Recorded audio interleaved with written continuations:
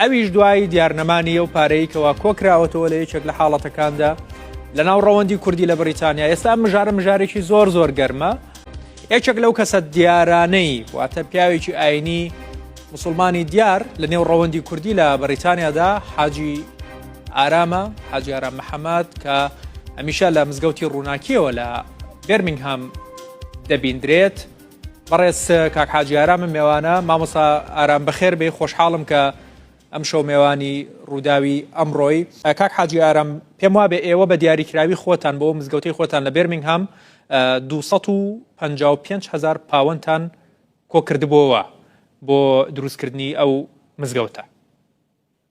ئەو بڕەپاری کە بەڕێستان وتان ئەمە لە ڤیدۆیەکی خۆمانە لە مانگی پیرۆزی ڕەمەزان کە بانگەوازمان کردووە. ئەمە دەلالەت لە شەفافێتی ئێمە خۆمان لە پەیجی ڕەسمی خۆمان، پەیجی فەرمی مزگەوتەکەمان ئیعلانمان کردووە کە ئێمە تا ئەو کاتە 255,000 پاوەندمان کۆ کردوێتەوە. بەڵام دوای ئەوەش ئێمە لە کەناڵی پەیام کە دەستگای خێرخوازی بەخشین پارەیان بۆ کۆکردوینەتەوە و دەستگای خێرخوازی ڕێگای بەختەوەری کەناڵی سپێدەبوویان کۆکردوینەتەوە لە ڕێی کاک حاج کاروان.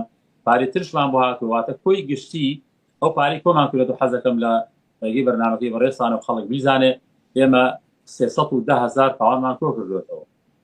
310,000 پاوەندتان کۆ کردوێتەوە بۆ دروستکردنی مزگەوتێک لە بێرمینگهام. بەڵێ بەڵێ.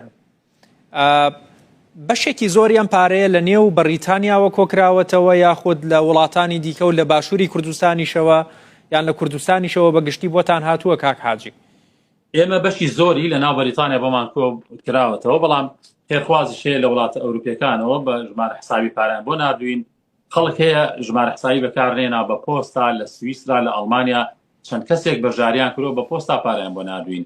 و لە هەرێمی کوردستانیش لە ڕێگەی وەک پێم وتن لە ڕێگەی دەستگای خێرخواسی بەخشین و ڕێگای بەختەوەری کە بانگەوازیان بۆ کردین بە فەرمی لە کەناڵی سپێدە و کەناڵی پەیام، لەوێش خەڵکی هاوکاریان کۆکردێتەوە بۆ ئەو بینایی ئێمە. واتە زۆربەی زۆری پارەکە لە ناوخۆی بەریتانیا کۆبووەتەوە.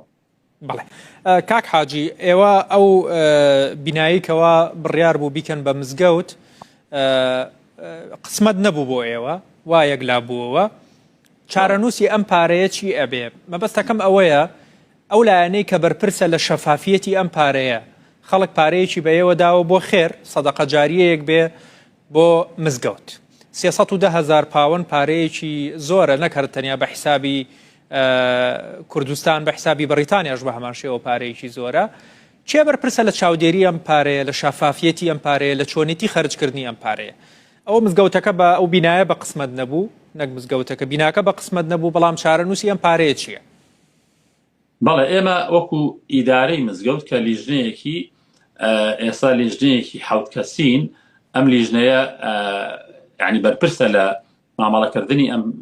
مامەڵەکردن بەم پارەیەوە. ئێمە لە کاتی خۆی کاتێک کە بردومانێتە دادگا پارێکی زۆرمان سەرف کردووە، تقریبەن حسابەکە لە بەردەستمدایە 102,924 پاوەندمان لە دادگا سەرف کردووە ئێمە بە پارێزەر، بە بارستە، بە دادگا، بەداخەوە کە کەیسەکەمان نەبردوێتەوە. و ئێمە ئەبێ لە ڕووی یاسای ئەم وڵاتەوە کەسی ئەبێتە دادگا، ئەگەر کەسەکەت نەبردەوە ئەبێت تۆ تعویزی لایەنە یاسایەکەی ئەوانش پێێت وادە پارەی محامی ئەوانش بدەیت.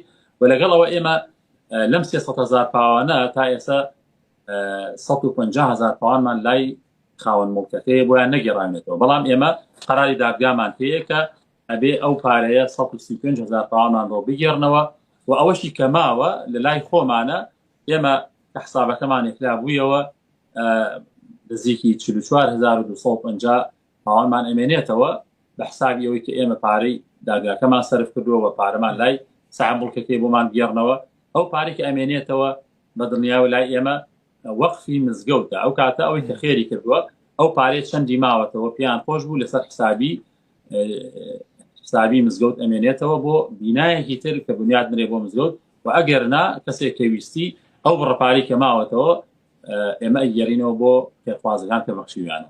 ئێوە